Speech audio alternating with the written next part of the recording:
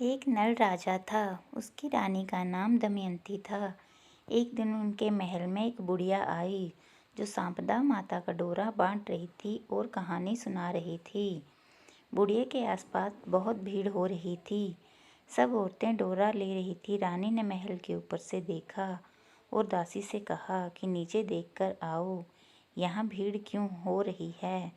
दासी वहाँ जाकर देखती है और वापस आकर रानी दमयंती को बताती है कि एक बुढ़िया सांपदा माता का डोरा बांट रही है। बुढ़िया बता रही थी कि ये डोरा कच्चे सूत की 16 तार की 16 गांठ देकर हल्दी के रंग कर पूजा करके 16 नए जौ के आगे हाथ में लेकर सांपदा माता की कहानी सुनकर गले में बांधने से धन और लक्ष्मी घर में आती है। तब रानी ने भी डोरे की पूजा करके अपने हाथ में बांध लिया। तब राजा बाहर से आया और डोरा देखकर बोला कि रानी, आज हाथ में क्या बांध रखा है। तो रानी बोली कि शारदा माता का डोरा बांध रखा है, इससे धन लक्ष्मी बढ़ती है। तो राजा बोला कि अपने पास तो बहुत धन है, और यह कहकर राजा ने डोरा फेंक दिया। उसी दिन रात को सपने में सांपदा माता बोली कि राजा, मैं तुम्हारे घर से जा रही हूँ। तो राजा ने पूछा कि तुम कौन हो। तो माता बोली कि मैं सांपदा हूँ, इसलिए जा रही हूँ। अब तेरा धन कोयला हो जाएगा। सुबह उठकर जब राजा ने देखा तो सारा धन कोयला हो गया था। ये देखकर राजा ने अपनी रानी से कहा कि रानी, हम यहाँ पर एक ब्राह्मण की लड़की को छोड़ देंगे जो रोज यहाँ दीपक जला देगी, पानी भरेगी, घर में झाड़ू करेगी और घर में बैठी रहेगी, और हम दूसरे गांव में जाकर रहेंगे।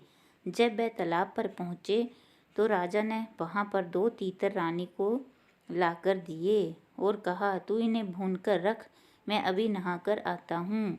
रानी ने तीतर भून लिए। जब दोनों खाने बैठे तो तीतर उड़ गए। इसके बाद राजा रानी अपनी बहन के घर पहुँचे। बहन ने उन्हें पुराने घर में ठहरा दिया। राजा रानी बहन के घर में गए तो वहाँ बहन के सोने का बच्ची बछेड़ा पड़ा था। वह जमीन खा गई। तो राजा रानी से बोला, यहाँ से चलो, नहीं तो अपने सिर चोरी लग जाएगी। और वहाँ से दोनों चले गए। वहाँ से राजा अपने मित्र के घर गया तो उसने उन्हें पुराने महल ठहरा दिया। वहाँ पर गए तो वहाँ 1 करोड़ का हार खूंटी से टंगा हुआ था। वहाँ पर मोर बना था। वह हार निगल गया। तब राजा ने रानी से कहा कि यहाँ से भी चलो, नहीं तो अपने सिर हार की चोरी का इल्ज़ाम लग जाएगा। रानी ने कहा, किसी के घर जाने की बजाय जंगल में लकड़ी काट कर बेच कर हम अपना पेट भर लेंगे। वे एक सूखे बगीचे में पहुँचे तो बाग हरा भरा हो गया। ये देखकर बाग का मालिक बहुत खुश हुआ। उसने देखा वहाँ पर स्त्री पुरुष सो रहे हैं। उन्हें जगाकर बाग का मालिक ने पूछा कि आप दोनों कौन हो। जो बाग 12 वर्ष से सूखा था वह आज हरा भरा हो गया। ये सुनकर राजा रानी ने कहा, हम राहगीर हैं और काम की खोज कर रहे हैं।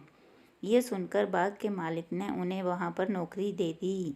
बाग की मालिन ने रानी से कहा कि तुम सिर्फ फूल की माला बाजार में बेचकर आया करो।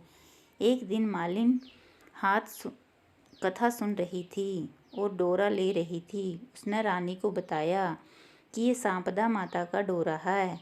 ये सुनकर रानी ने भी कथा सुनी और डोरा लिया। राजा ने रानी से पूछा कि ये डोरा किसका है। तो रानी ने कहा कि ये वही डोरा है जो आपने एक बार तोड़कर फेंक दिया था। उसी कारण सांपदा माता हमसे नाराज हो गई हैं। रानी ने कहा कि ये सांपदा माता सच्ची हैं और इससे हमारे पहले जैसे दिन लौट आएंगे। उसी रात राजा को पहले की तरह स्वप्न आया। स्वप्न में एक स्त्री कह रही थी, मैं जा रही हूँ, और दूसरी स्त्री कह रही थी, मैं वापस आ रही हूँ। जब राजा ने दोनों से नाम पूछा तो आने वाली ने अपना नाम लक्ष्मी बताया और जाने वाली ने अपना नाम दरिद्रता बताया।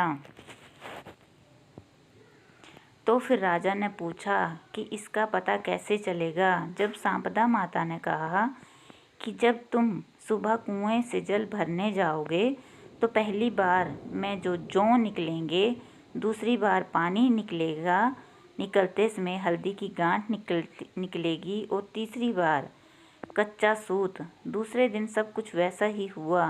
फिर रानी ने सांपदा माता का डोरा लिया और घर चली गई। माता ने उन्हें बहुत सारा धन दिया। फिर राजा ने बाग के माली से कहा कि अब हमारे 12 वर्ष पूरे हो चुके हैं और अच्छे दिन आ रहे हैं, इसलिए अब हम अपने घर जा रहे हैं। तब माली ने उन्हें बहुत धन दिया और विदा किया। वहाँ से राजा रानी सीधे अपने दोस्त के घर पहुँचे। राजा के दोस्त ने भी अब उन्हें नई महल में ठहराया। फिर राजा ने कहा कि जहाँ हम पहले रुके थे हमें वहीं रुकना है, पुराने महल। मैं वहाँ जाकर देखा कि जो हार पहले मोर ने निगल लिया था वह हार खूंटी पर ही टंगा हुआ था।